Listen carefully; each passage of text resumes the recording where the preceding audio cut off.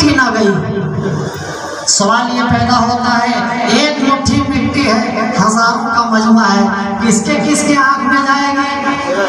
اللہ فرماتے ہیں اے نبی سنیے، وما رمیت اذ رمیت ولکن اللہ رمی۔ اے نبی جب آپ نے پھینکا، آپ نے نہیں پھینکا، وہ میں نے پھینکا، جس کی بنیاد پر کسی کی آنکھ نہیں بچی، جس میں وہ مٹی نہ چلا گیا۔ سارے لوگ اپنا آنکھ مل رہے ہیں، آنکھ کھل نہیں رہی ہے، دیکھ نہیں رہے ہیں، ادھر اللہ کے رسول کو حکم ہو گیا نکلنے کا، آپ سامنے سے نکل کر کے جا رہے ہیں، آپ دعا پڑھ رہے ہیں وَجَعَلْنَا مِن بَيْنَ أَيْدِيهِمْ سَدًّا وَمِنْ خَلْفِهِمْ سَدًّا فَأَغْشَيْنَاهُمْ فَهُمْ لَا يُبْصِرُونَ۔ آپ نے سورہ یاسین کی اس آیت کریمہ کو پڑھا، علماء نے لکھا ہے سخت ترین حالات آ جائیں، آدمی اگر گھر جائے، دشمنوں کے نرغے میں گھر جائے، بچنے کی کوئی شکل نہ نظر آئے، تو اپنے نبی والی دعا پڑھ کے نکلے، انشاءاللہ نکل جائے گا، انشاءاللہ نکل جائے گا۔ وَجَعَلْنَا مِن بَيْنِ أَيْدِيهِمْ سَدًّا وَمِنْ خَلْفِهِمْ سَدًّا فَأَغْشَيْنَاهُمْ فَهُمْ لَا يُبْصِرُونَ۔ پڑھیے اور نکل جائیے، میرے نبی نکل گئے، میرے نبی کی یہ دعا ہے۔ میرے دوستوں، میرے بزرگوں، میرے بھائیوں، اللہ نے جو کہا ہے نا، اس کا معنی بھی یہی ہے کہ اے نبی وَجَعَلْنَا مِن بَيْنِ أَيْدِيهِمْ سَدًّا، ہم نے ان کی آنکھوں کے سامنے آڑ کر دیا ہے، وَمِنْ خَلْفِهِمْ سَدًّا، پیچھے بھی آڑ کر دیا ہے، آپ نکلیے۔ فَأَغْشَيْنَاهُمْ، ہم نے ان کی آنکھوں کو بند کر دیا ہے، پردہ ڈال دیا ہے، فَهُمْ لَا يُبْصِرُونَ، یہ دیکھ ہی نہیں سکتے۔ چلیے نکلیے۔ قرآن کہتا ہے جب آپ بھی یہ دعا پڑھیں گے تو انشاءاللہ وہی طاقت آپ کے ساتھ ہوگی، یقین کے ساتھ پڑھیے گا، ڈسمس نہیں۔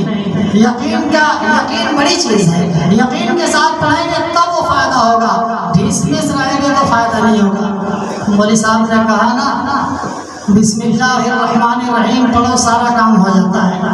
ایک دیہاتی بیٹھا ہوا تھا ہمارے نسل کا چچا کی طرح، اس نے کہا ندی کے اس پار رہتا ہوں، کبھی کشتی ملتی ہے کبھی نہیں ملتی، اب تو ہم کو ایک نسخہ مل گیا، بسم اللہ الرحمن الرحیم پڑھیں گے پار ہو جائیں گے، کشتی کی ضرورت نہیں ہے۔ وہ بیچارہ اس دن سے آنے جانے لگا، اس پار کھڑے ہوتا بسم اللہ الرحمن الرحیم، ندی میں کودتا تھا اور اس کا ٹخنے ہی تک بھیگتا تھا، پانی کے اوپر چل کے چلا جاتا، روزانہ آتا جاتا تھا، اس لیے کہ اس کو یقین تھا۔ ایک روز جب پہنچا ندی کے کنارے تو دیکھا کہ مولانا صاحب کھڑے ہیں۔ کہا مولانا صاحب آپ کہیں کھڑے ہیں؟ کہا کشتی کے انتظار میں کھڑا ہوں۔ کہا عجیب حال ہے، آپ کے بتانے سے تو میں روزانہ پار کرتا ہوں ندی کو، بسم اللہ الرحمن الرحیم آپ بھی پڑھی؟ کہا تم پار کرتے ہو بسم اللہ پڑھ کے؟ کہا ہم تو بسم اللہ پڑھتے ہیں، اس پار ہو جاتے ہیں۔ دیکھیے میں پڑھتا ہوں، اس نے پڑھا بسم اللہ الرحمن الرحیم اور پھر جو ہے پانی میں قدم رکھا، اوپر چل کر کے چلا گیا۔ بیچ میں جا کر مولوی صاحب آئیے، اب یہ لگے اعوذ باللہ پڑھنے، بسم اللہ پڑھنے، جہاں تک کچھ آیتیں تھیں ان کو پڑھا، جو دعائیں تھیں ان کو پڑھا، پڑھ کر کے اپنے اوپر دم کیا، کبھی پانی پر دم کر رہے ہیں، کبھی اپنے پر دم کر رہے ہیں، اور جیسے پانی میں پیر ڈال رہے ہیں تیسے ہو گئے، اب تو ڈوبنے لگے، کسی طرح جلدی سے نکل کے کنارے ہوئے۔ کہا کیا ہوا؟ کہا ہمارے بس کا نہیں ہے۔ تو بھیا یقین الگ چیز ہے، سمجھ رہے ہیں نا، علم الگ چیز ہے، یقین الگ چیز ہے۔ تو یقین جب پڑھیں، یقین سے پڑھیں گے تو انشاءاللہ ایسے ہی بیڑا پار ہو جائے گا جیسے اس دیہاتی رسول اللہ چچا کا، ٹھیک ہے نا؟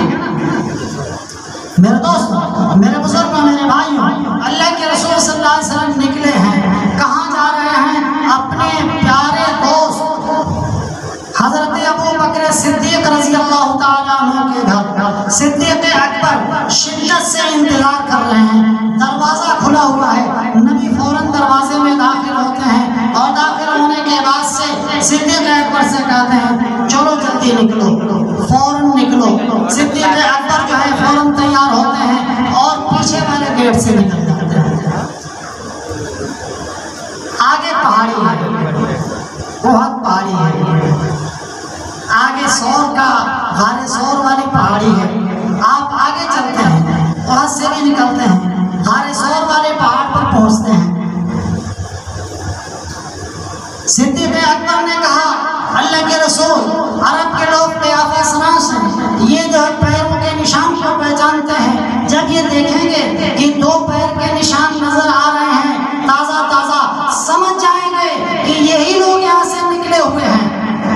لہذا ہم ایسا کرتے ہیں کہ ایسا کوئی ترکیب کیا جائے کہ نشان ایک ہی آدمی کا پڑے، نشان ایک ہی آدمی کا پڑے۔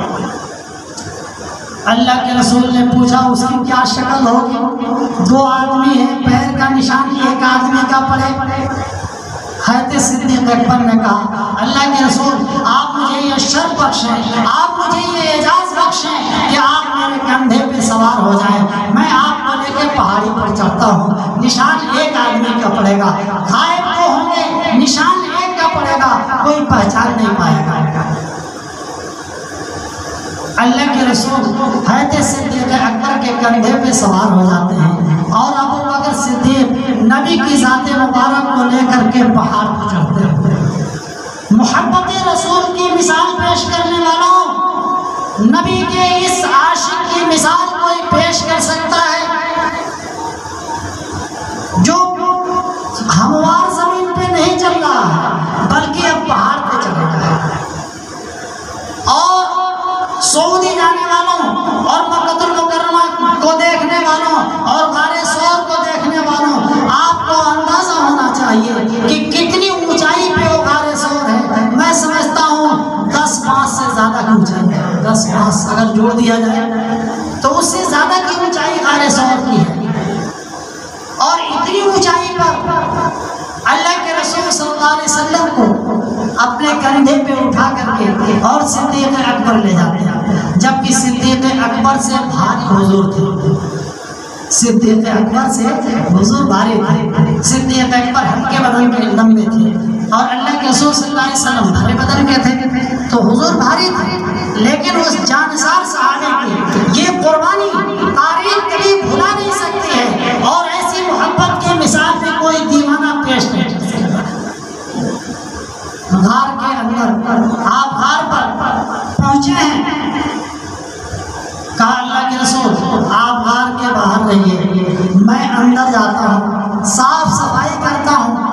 غار کے اندر آپ پہنچتے ہیں، کھو ہے پہاڑ کے اندر، آپ اندر پہنچتے ہیں، صاف صفائی کرتے ہیں، جو بھی اپنے کپڑے سپڑے ہیں سب سے صفائی وفائی کرنے کے بعد سے دیکھا کہ غار میں سوراخ نظر آ رہا ہے، کہیں ایک سوراخ ہے خطرناک، ان کے پاس جو کپڑے اپڑے تھے اس کو پھاڑ پھاڑ کر کے سوراخوں کو بند کر رہے ہیں، سوراخوں کو بند کر دیا، سارے سوراخوں کو بند کر دیا، کپڑا ختم ہو گیا، لیکن ایک سوراخ رہ گیا، ایک سوراخ رہ گیا۔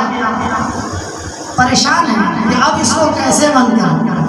ادھر اللہ کے رسول غار کے باہر کھڑے ہیں، دیر ہو رہی ہے، صدیق اکبر نے کہا اللہ کے رسول تشریف لائیے۔ اللہ کے رسول اندر غار کے اندر تشریف لے جاتے ہیں۔ ابو بکر صدیق فرماتے ہیں کہ حضور آپ تھوڑا سا آرام کر لیجئے، میں پہرا کرتا ہوں، آپ تھوڑا سا آرام کر لیجئے۔ صدیق اکبر بیٹھ جاتے ہیں، 4 زانو ہو کر کے بیٹھ جاتے ہیں، اور اللہ کے رسول صدیق اکبر کے زانوں پر اپنا سر مبارک رکھ کر کے پیر پھیلا کے بیٹھ جاتے ہیں۔ صدیق اکبر نے دیکھا کہ وہ سوراخ جو ہے، ڈر تھا کہ اس کے اندر کوئی موذی جانور نہ ہو، کوئی سانپ بچھو نہ ہو، کہیں یہ نکل کر کے تکلیف نہ میرے حبیب کو پہنچا دے، اس لیے صدیق اکبر نے اپنے داہنے پیر کا انگوٹھا اس سوراخ کے اوپر لگا دیا، اپنا پیر پھیلا کے داہنے پیر کا انگوٹھا اس سوراخ پر لگا دیا۔ اللہ کے رسول سو گئے۔ اس سوراخ کے اندر ایک بڑا پرانا اژدہا تھا، سانپ تھا۔ مورخین نے لکھا ہے کہ اس سانپ نے کسی عالم یہود سے، یہودی عالم سے سنا تھا کہ پیغمبر آخر الزمان اسی غار میں آ کر کے پناہ لیں گے، جب ان کی قوم ان کو قتل کے لیے، جب ان کو قتل پر آمادہ ہوگی تو پیغمبر آخر الزمان اسی غار میں آ کر کے پناہ لیں گے۔ وہ سانپ اس غار میں آ کر کے ایک زمانے سے مقیم تھا نبی کی زیارت کرنے کے لیے، کہ جب نبی آئیں گے تو ان کی ہم زیارت کر لیں گے۔ وہ سانپ دعائیں کرتا تھا کہ اللہ مجھے موت نہ دینا جب تک تیرے نبی کی زیارت نہ کر کر لوں. اب یہ زیارت کا وقت آیا ہے لیکن اس کا راستہ بند ہو گیا, اس کا راستہ بند ہو گیا. سانپ نے پوری طاقت لگا کے نکلنے کی کوشش کی. صدیق اکبر کو معلوم ہو گیا اس میں کوئی موذی جانور ہے, نکلنا چاہتا ہے. انہوں نے اپنے انگوٹھے کو مضبوطی سے ٹیک دیا اور مضبوطی سے لگا دیا. سانپ دھکے دے رہا ہے, صدیق اکبر پوری طاقت سے انگوٹھے کو لگائے ہوئے ہیں. جب سانپ نے دیکھا کہ اب نکلنے کا کوئی راستہ نہیں ہے, بغیر ڈنک مارے کام نہیں چلے گا, تو اس نے ڈنک مار دیا. سانپ نے ڈس دیا, کئی ڈنک مارے, کئی مرتبہ ڈسا. صدیق اکبر کے پورے جسم میں زہر پھیل گئے لیکن حرکت نہیں کر رہے ہیں کہ کہیں ہمارے حبیب کی نیند میں کہیں خلل نہ ہو جائے, کہیں آپ کی نیند نہ کھل جائے, اس لیے حرکت نہیں کر رہے ہیں. بالکل بے جان بیٹھے ہوئے ہیں اور سانپ کے ڈس کو اور اس کے زہر کو بالکل برداشت کیے جا رہے ہیں, لیکن آنکھوں پہ کنٹرول نہیں ہے. آنکھوں سے آنسو ٹپکنے لگے, آنکھوں سے آنسو ٹپکے. حضرت اللہ کے رسول کائنات کے سردار کے چہرے مبارک پر آنسو, صدیق اکبر کے گرم گرم آنسو گرتے ہیں. حضور کی نیند کھل جاتی ہے. یا ابا بکر معیوب کی, ارے ابو بکر کیوں رو رہے ہو؟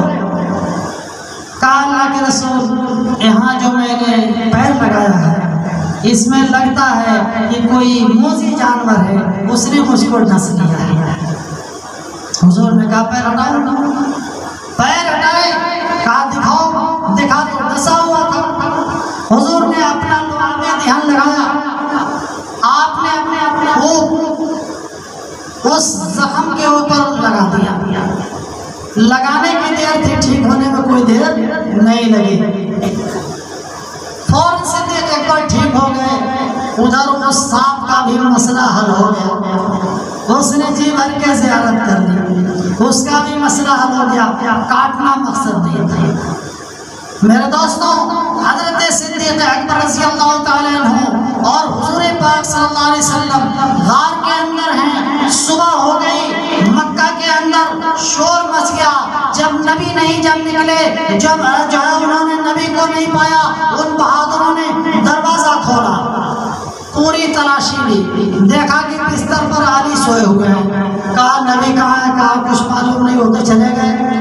کہا کب نکلے ہیں؟ کہا مجھے کچھ بھی پتا نہیں ہے, وہ تو نکل کے چلے گئے, رات میں نکل کے چلے گئے. اب ایک ہنگامہ برپا ہو گیا, ادھر ڈھونڈو ادھر ڈھونڈو. پورے دن ڈھونڈتے رہے, پورا دن گزر گیا. پھر شام کو مشورہ ہوا, بہت دور نہیں نکلے ہوں گے, ان کا تعاقب اچھی طرح سے کیا جائے. بڑے بڑے جو مکہ کے جو بڑے بڑے رئیس تھے, بڑے بڑے سردار تھے, جو بڑے بڑے چودھری تھے, انہوں نے کہا کہ ایسا نہیں, جو ہے تلاش کرنے میں ایسے گرمی نہیں آئے گی, اس کے اوپر انعام رکھنا چاہیے. لہٰذا انعام رکھا 100 اونٹ ایک آدمی پر, ایک دیا 100 اونٹ. جو لے کر کے آئے گا ان کو 100 اونٹ انعام دیا جائے گا, اور 2 آدمی ہیں الگ الگ انعام دیا جائے گا, 200 اونٹ دیا جائے گا. چاہے زندہ لے کر کے آئے, چاہے مردہ لے کر کے آئے, جو نبی کو اور جو صدیق اکبر کو لے کر کے پکڑ کر کے آئے گا, جو پکڑ کر کے لائے گا اسے اونٹ 100 اونٹ دیا جائے گا. ایک آدمی پر 100, 2 آدمی پر 200. میرے بھائی 200 اونٹ کا انعام کم نہیں نہ ہوتا ہے, ارے کم انعام ہے یہ, 2 اونٹ نہیں 200 اونٹ. مکہ میں کھلبلی مچ گئی. ہر ایک بہادر, ہر ایک شاہ سوار, ہر ایک گھوڑے سوار, ہر ایک اونٹ سوار جو تعاقب میں نکلا ہوا ہے, پہاڑوں میں تلاشی لی جا رہی ہے, ہر جگہ دوڑ بھاگ کر رہے ہیں کہ کہیں نظر آ جائے, لیکن نہیں ملے.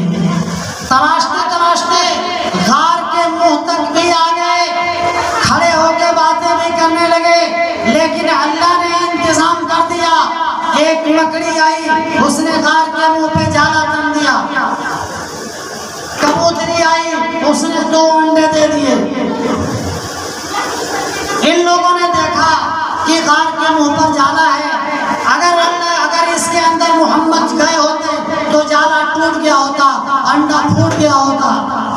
اس میں کوئی نہیں ہے، کھڑے ہو کر کے وہیں کھڑے ہو کر کے بات کر رہے ہیں کہ اس میں کوئی نہیں ہے۔ اگر کوئی جاتا تو جالا ٹوٹ جاتا، انڈے پھوٹ جاتے، اس میں کوئی گیا نہیں ہے۔ حضرت صدیق اکبر موجود ہیں، نبی کے کان میں کہہ رہے ہیں اللہ کے رسول دشمن آ گئے۔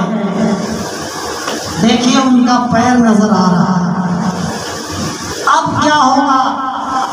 اللہ کے رسول نے فرمایا لا تحزن ان اللہ معنا، اے ابو بکر گھبراؤ نہیں، گھبراؤ نہیں، اللہ ہمارے ساتھ ہے۔ ایک روایت میں ہے ما ظنک اللہ ثالثنا، کہا کہ تمہارا کیا گمان ہے کہ دو ہم ہیں تیسرا ہمارے ساتھ ہمارا اللہ ہے، ہمیں کیا کوئی بگاڑ سکتا ہے؟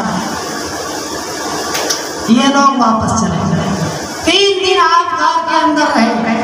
ابو بکر صدیق رضی اللہ تعالیٰ عنہ کے غلام تھے عامر بن فہیرہ، ان سے بات ہو گئی تھی، روزانہ بکری چرانے اسی پہاڑ پر آتے تھے، شام تک رکتے تھے، شام کو بکریوں کا دودھ دے کر کے اور چلے جاتے تھے اور دن بھر جاتے تھے، کفار کے اندر رہتے تھے، پتہ لگاتے تھے کون کیا کر رہا ہے، کون سی سازش چل رہی ہے، کہاں کہاں ڈھونڈا جا رہا ہے، کہاں کہاں تراشا جا رہا ہے۔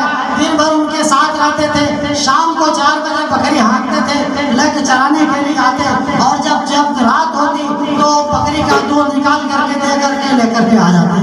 3 دن یہی سلسلہ رہا۔ 3 دن کے بعد چوتھے دن کی صبح میں صدیق اکبر نے ایک غیر مسلم کو جو رہبر تھا اور جس کو مکہ سے مدینہ کے تمام راستوں کا خوب بڑھیا پتہ تھا، اس کو متعین کر دیا تھا کہ اتنا مزدوری دیا جائے گا، ہم لوگوں کو مدینہ پہنچانا ہے، اور ایسے راستے سے پہنچانا ہے کہ جو عام چلنے والا راستہ نہ ہو، پگڈنڈی کا راستہ ہو، کنارے کنارے جاتا ہو، عام راستے سے ہٹ کر کے چلنا ہے، مزدوری اتنی رہے گی۔ وہ آدمی بھی اتنا پکا اور ایماندار تھا کہ وہ ایک دم فکس ٹائم پر صبح کے ٹائم جو ہے فجر سے پہلے وہ آدمی آ گیا۔ اب 4 آدمی ہو گئے، 2 سواری تھی، صدیق اکبر نے دونوں سواری اونٹنی کر رکھی تھی، ایک پر اللہ کے رسول سوار ہو جاتے ہیں اور ایک پر جو ہے ابو بکر صدیق سوار ہوتے ہیں، اور دونوں آدمی کے پیچھے ایک آدمی، 4 آدمی کا قافلہ 2 اونٹوں پہ سوار ہو کر کے روانہ ہوتا ہے۔ میرے دوستوں، میرے بزرگوں، میرے بھائیوں، ربیع الاول کی پہلی تاریخ کو کفار مکہ نے آپ کے گھر کا گھیراؤ کیا تھا۔ ربیع الاول کی پہلی تاریخ کو کفار مکہ نے آپ کے گھر کا گھیراؤ کیا تھا۔ 3 دن آپ غار کے اندر رہے ہیں، تیسرے کی صبح میں آپ وہاں سے نکلے ہیں، 12 ربیع الاول کو آپ مدینہ پہنچے، 12 ربیع الاول کو آپ مدینہ مکرمہ پہنچے ہیں، جو اسلام کی جہاں سے بنیاد پڑی ہے، جہاں سے اسلام پھیلا ہے۔ میرے دوستوں، کبھی موقع ہوا اور آپ نے ساتھ دیا تو اگلی بات انشاءاللہ آگے سنایا جائے گا۔ اللہ تعالی ہم سب کو عمل کی توفیق نصیب فرمائے، نبی کی محبت نصیب فرمائے، نبی کی ان قربانیوں کے صدقے میں اللہ پاک ہمیں بھی قربانی کے جذبات نصیب فرمائے، اسلام پر جان چھڑکنے کے جذبات نصیب فرمائے۔ ان حضرات نے کیسی کیسی قربانیاں پیش کر کے اسلام کو زندہ کیا ہے، دنیا میں پھیلایا ہے، اور آج ہمارے ہاتھوں میں دے کر کے رخصت ہو گئے ہیں۔ ہم اس اسلام کے ساتھ کون سا ویوہار کر رہے ہیں اور کون سا سلوک کر رہے ہیں، اور اسلام کے ساتھ ہم کیسا معاملہ کر رہے ہیں؟ میرے دوستوں، ہمیں ذرا اپنے گریبان میں منہ ڈال کر کے اور جھانک کر کے دیکھنا ہے کہ ان اکابرین نے، ان اسراف نے، ان بزرگوں نے، نبی اور نبی کے صحابہ نے، اور نبی کے صحابہ کے صحابہ نے، اور ان کے تابعین نے، اور ان علماء اور اکابرین نے ہمارے ہاتھوں کے اندر دین کو دے کر کے، شریعت کو دے کر کے، اسلام کو دے کر کے، قربانیاں دے کر کے رخصت ہو گئے ہیں۔ آج ہمارے کندھے پر اس کی ذمہ داری ہے۔ اب ہم کو دیکھنا یہ ہے کہ نبی کے دین کو ہم ضائع کر دیتے ہیں یا نبی کے دین کی ہم حفاظت کرنے والے بنتے ہیں۔ اب یہ ہماری ذمہ داری ہے، اب یہ ہم کو سوچنا اور سمجھنا ہے۔ اگر ہم نے نبی کے دین کو اپنے سامنے برباد کر دیا تو ہمارا گلا نہیں بچے گا، اور ہمارا دامن نہیں بچے گا، اور ہمارے جو ہے اور ہمارے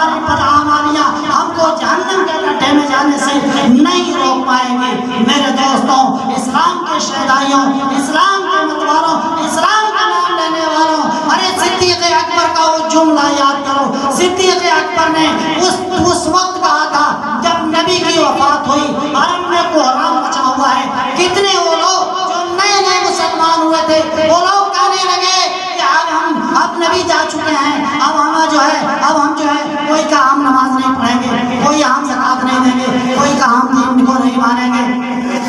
کتنے لوگ جب مرتد ہونے لگے، صدیق اکبر پھر سامنے آ گئے، خلیفہ رسول بن کر کے آپ کو خلیفہ بنایا گیا تھا، اور آپ کھڑے ہو کر کے انہوں نے اعلان کیا اور کہا سنو اَيُنْقَصُ الدِّينُ وَأَنَا حَيٌّ، ایسا نہیں ہو سکتا ہے کہ دین کے اندر کوئی کمی آ جائے اور صدیق اکبر زندہ رہ جائے، ایسا نہیں ہو سکتا ہے۔ خدائے پاک کی قسم، لو انہم کانوا یودون الی رسول اللہ صلی اللہ علیہ وسلم قالا، اگر یہ لوگ نبی کے زمانے میں زکات کے اندر اونٹ کو رسی میں باندھ کر کے لاتے تھے، میرے زمانے میں اونٹ کو بغیر رسی کے لائیں گے، میں ان سے بھی جہاد کرتا۔ اس عزم کے ساتھ جب وہ چلے ہیں تو پھر اسلام نکھر کر کے سامنے آ گیا، سارے باطل کے منصوبے خاک میں مل گئے اور سارے پلاننگ فیل ہو گئے، پھر اسلام کی حفاظت ہو گئی۔ میرے دوستوں، جب ہمارے اندر بھی یہ جذبہ ہوگا کہ اَيُنْقَصُ الدِّينُ وَأَنَا حَيٌّ، نبی کا دین مٹے اور میں زندہ رہوں، ایسا نہیں ہو سکتا ہے۔ ہم جس لیول پر ہیں، جس سطح پر ہیں، جتنا کر سکتے ہیں دین کی حفاظت کے لیے کمر بستہ ہو جائیں۔ نوجوانوں، آپ سے سوال ہوگا، بوڑھوں آپ سے سوال ہوگا، بچوں آپ سے سوال ہوگا، ماں بہنوں آپ سے سوال ہوگا، پڑھے لکھوں آپ سے سوال ہوگا، ان پڑھ لوگوں آپ سے سوال ہوگا۔ کون ہے جو سوال سے باہر ہو؟ ہر ایک سے سوال ہونے والا ہے۔ ہمیں اس کی تیاری سوال کی کرنی ہے اور نبی کے دین کی حفاظت کے لیے اپنے جان و مال کو لٹانا ہے۔ یہی میرے نبی کا طریقہ، صحابہ کا طریقہ، تابعین کا طریقہ، تبع تابعین کا طریقہ۔ اللہ ہمیں ان کے طریقے پر چلنے کی توفیق نصیب فرمائے۔ الحمدللہ، درود شریف پڑھیں تو اللهم صل على سيدنا وشفيعنا ونبينا وحبيبنا وسندنا مولانا محمد وآله وسلم. اللهم يا أكرم الأكرمين، اللهم يا مجيب الداعين، اللهم يا قياس المستغيثين، اللهم يا أمان الخائفين، اللهم يا عماد من لا عماد له، يا سند من لا سند له، يا ذكر من لا ذكر له، يا عز الضعفاء، يا عز الفقراء، يا عليم الرجاء، يا منقذ العلا، يا منقذ الغرقى، يا محسن يا مؤمن يا جبار يا قدير، اغفر ذنوبنا وذنوب جميع أمة حبيبنا صلى الله عليه وسلم. أنت المستعان وعليك البلاغ ولا حول ولا قوة إلا بك. اے اللہ، ہم سب کے گناہوں کو معاف فرما، اے اللہ ہم سب کے رحم فرما، کرم فرما، فضل کا احسان کا عافیت کا فیصلہ فرما۔ الہ العالمین، یہ جو جلسہ ہوا ہے، اے اللہ اپنی قدرت سے اس جلسے کو قبول فرما۔ اے اللہ اس جلسے میں جو کچھ بھی کہا سنا گیا ہے، اے اللہ اس پر عمل کی توفیق نصیب فرما۔ الہ العالمین، ہمارے نوجوانوں نے جو بھی محنت کی ہے اس جلسے کو سجانے میں، کافی دنوں سے انہوں نے تیاریاں کی ہیں، محنتیں کی ہیں، پروگرام لیا ہے، اپنے پیسوں کو خرچ کیا ہے، ہمارے لوگوں نے ان کی مکمل سرپرستی فرمائی ہے۔ اے اللہ یہ جلسہ وجود میں آیا ہے، اے اللہ اپنی قدرت سے اس جلسے کو اے اللہ خوب مصبر فرما، خوب کامیاب فرما، جو کچھ کہا گیا ہے اس پر عمل کی توفیق نصیب فرما۔ اے اللہ ہم سب کے اندر دینی جذبات نصیب فرما، اے اللہ اسلام پر جینے مرنے کی توفیق نصیب فرما، اے اللہ اسلام کے تمام احکامات پر عمل کی سعادت نصیب فرما۔ اے اللہ اپنی قدرت سے تیرے حبیب علیہ السلام کی اس دین کو لے کر کے چلنے کی، اسے پھیلانے کی، اس پر عمل کرنے کی اور کرانے کی توفیق نصیب فرما۔ اے اللہ ہم سب کے دنیاوی مسائل کو حل فرما، تمام ضروریات کو، تمام تقاضوں کو اپنی قدرت سے حل فرما۔ اے اللہ تمام مسلمانان عالم کی حفاظت فرما، تمام مسلمانان عالم کو اے اللہ ہدایت نصیب فرما، عمل کی توفیق نصیب فرما، سنت و شریعت کی پاسداری کی سعادت نصیب فرما۔ اے اللہ اپنی قدرت سے اے اللہ ہم سب کے تمام مسائل کو حل فرما، جو بیمار ہیں انہیں شفا نصیب فرما، جو پریشان حال ہیں ان کی پریشانی کو دور فرما، جو مقروض ہیں ان کے قرضے کی ادائیگی فرما۔ اے اللہ جن کے گھر میں نوجوان بچیاں ہیں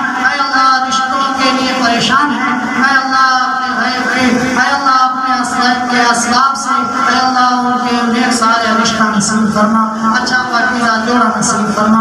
اے اللہ اپنے قدرت سے، اے اللہ اپنے فضل سے ہم سب کے تمام مسائل کو حل فرما، تمام ضروریات کی تکمیل فرما، جو کچھ مانگا گیا اے اللہ اپنے قدرت سے نصیب فرما۔